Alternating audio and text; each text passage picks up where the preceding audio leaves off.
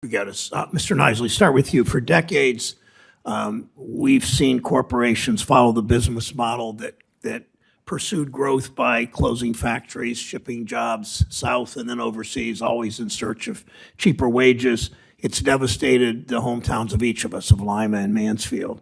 We passed the bipartisan infrastructure law in part to create the types of jobs that corporations can't outsource. The number of construction workers in Ohio is at a 24-year high and growing every week.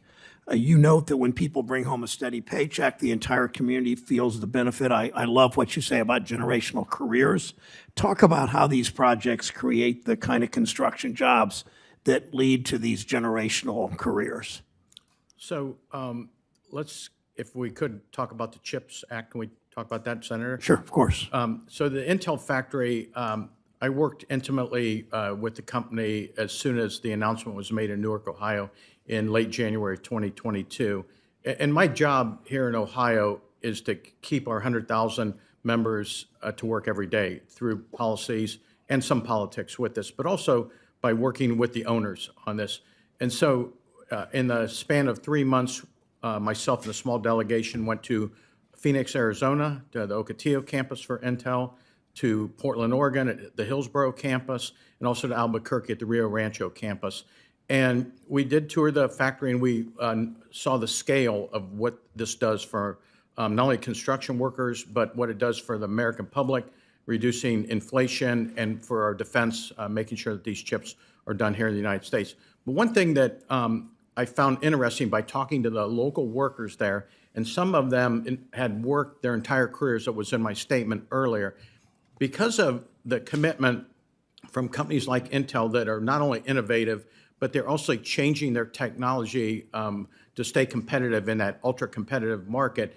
It made a generational career for the pipe fitter or the electrician or the sheet metal worker that was in that local community. And some of them actually had 3 generations on that project due to this generational change that we're going to see. The same thing in Columbus, Ohio. And so because of the CHIPS Act, that is now created that same dynamic in Columbus. We're building the project right now, but we know that right after, they call it phase 1, which is 2 fabs, the CHIPS and Science Act actually created the opportunity for 3 more phases, or another $80 billion in investment in the Central Ohio region. We know that that will now create that same model that we saw in the 3 other regions across the United States. Thank you. And we have talked a number of times, Mr. Nisley, about the federal government helping to support workers, especially young people considering entering the trades. I may ask you another question on the record about later about that in writing, just because of time. Mr. Coase, before we passed the bipartisan infrastructure law, big projects moved slowly or didn't move at all. We had seemingly forgotten how to build things in this country. That's why Senator Portman and I bipartisanly worked on this so much in Ohio, because we knew that it would actually result in speeding things up and making things happen. I want to talk to you about briefly Cleveland. The city's next transformational project is connecting downtown Cleveland to Lake Erie because of a large freeway and railroad tracks, and we know what interstate construction did, dividing communities, often communities of color.